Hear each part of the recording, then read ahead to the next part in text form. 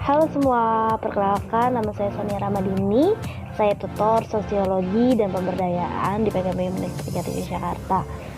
Nah, jangan lupa komen di bawah ini untuk absen mata pelajaran saya, nama, kelas, dan dari pulau mana, oke? Oke, happy watching guys.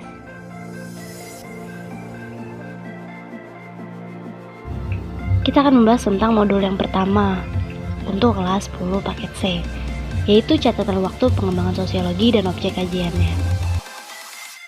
Catatan waktu yang pertama ditandai dengan adanya revolusi Prancis. Revolusi Prancis adalah gerakan revolusioner masyarakat Prancis pada tahun 1789 dan merupakan salah satu dari revolusi terbesar yang mampu mengubah tatanan kehidupan masyarakat dunia. Berikut sudah diklasifikasikan sebab terjadinya revolusi Prancis.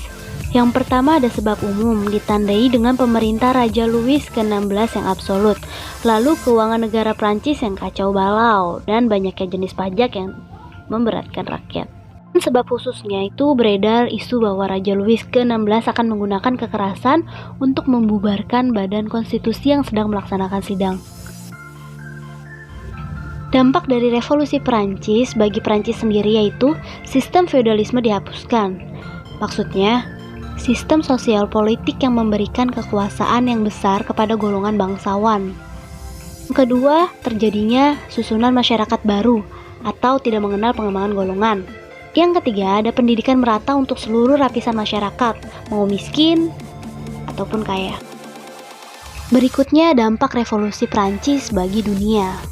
Ditinjau secara politik, yang pertama ada berkembangnya ide supremasi, lalu munculnya ide pemerintahan republik, berkembangnya paham demokrasi, menyebarnya paham liberalisme, meluasnya paham nasionalisme, dan timbulnya ide tentang aksi revolusioner. Jika ditinjau dari segi ekonomi, yang pertama ada penghapusan feodalisme, yang kedua ada perdagangan bebas mulai melanda Eropa, yang ketiga tumbuh dan berkembang industri-industri besar, yang keempat ada imperialisme dan kapitalisme merajalela di dunia. Catatan waktu yang kedua ada revolusi industri. Ditandai dengan berubahnya corak produksi negara-negara Eropa yang semula bertumpu pada sektor pertanian berubah pada sektor industri. Catatan waktu yang selanjutnya ada revolusi Amerika. Dampak revolusi Amerika, yang pertama bagi Amerika, revolusi Amerika berhasil menyatakan Declaration of Independence. Yang kedua, negara Amerika Serikat lepas dari negara induk Inggris. Yang selanjutnya, kehormatan Amerika naik di mata internasional dan penghapusan sistem perbudakan. Bagi bangsa lain, yang pertama, terjadinya revolusi Amerika mengilhami terjadinya revolusi Prancis 14 Juli 1989. Yang kedua, memperjuangkan kebebasan, kemerdekaan, penghormatan hak asasi manusia. Yang ketiga, mempengaruhi dalam kemerdekaan koloni Amerika Tengah dan Selatan dari penjajahan Spanyol. Yang keempat, revolusi Amerika memberikan pengaruh terhadap munculnya pergerakan nasional di Indonesia. Yang terakhir, munculnya paham-paham tentang hak bagi setiap bangsa untuk memperoleh kemerdekaan dan kedaulatan. Tokoh perintis ilmu sosiologi. Tokoh yang pertama kali mengemukakan kata sosiologi adalah seorang filosof Prancis bernama Auguste Comte. Kata sosiologi sendiri lahir pada tahun 1839 setelah Comte menggabungkan dua kata yaitu socius dalam bahasa Romawi yang berarti kawan dan logos yang berarti kata atau berbicara. Jadi sosiologi artinya adalah berbicara mengenai kawan atau ilmu tentang masyarakat. Sejak saat itu Comte dikenal sebagai bapak sosiologi. Salah satu sumbangan Comte dalam ilmu sosiologi yang paling terkenal adalah hukum 3 tingkatan.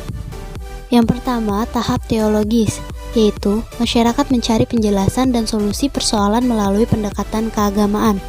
Yang kedua, tahap metafisik, di mana masyarakat mencari penjelasan dan solusi melalui konsep abstrak seperti adanya hukum alam. Yang ketiga, tahap positivisme, di mana masyarakat mencari penjelasan dan solusi melalui pengetahuan. Tokoh sosiologi kedua adalah Karl Marx. Sumbangan utama Marx bagi seorang sosiologi terletak pada teorinya mengenai kelas. Menurut Marx, perkembangan kerja dalam kapitalisme menumbuhkan dua kelas yang berbeda, yaitu kaum Borgias dan kaum proletariat. Menurut ramalan Marx, konflik yang berlangsung antara kedua kelas tersebut akan dimenangkan oleh kaum proletariat. Tokoh yang ketiga adalah Herbert Spencer. Di dalam bukunya yang berjudul The Principle of Sociology, Herbert menguraikan materi sosiologi secara sistematis. Spencer mengajarkan bahwa objek sosiologi yang pokok adalah keluarga, politik, agama, pengendalian sosial, dan industri. Tokoh sosiologi yang keempat ada Emile Durkheim. Sumbangan terbesarnya bagi ilmu sosiologi yaitu konsepnya tentang fakta sosial. Menurutnya, fakta sosial adalah setiap cara bertindak yang telah baku ataupun tidak yang dapat melakukan pemaksaan dari luar terhadap individu. Yang selanjutnya ada Max Weber yang mengkaji konsep sosiologi yaitu tentang tindakan sosial. Weber mengatakan bahwa tidak semua tindakan manusia dapat dianggap sebagai tindakan sosial. Suatu tindakan hanya bisa disebut sebagai tindakan sosial jika tindakan tersebut berorientasi pada perilaku orang lain.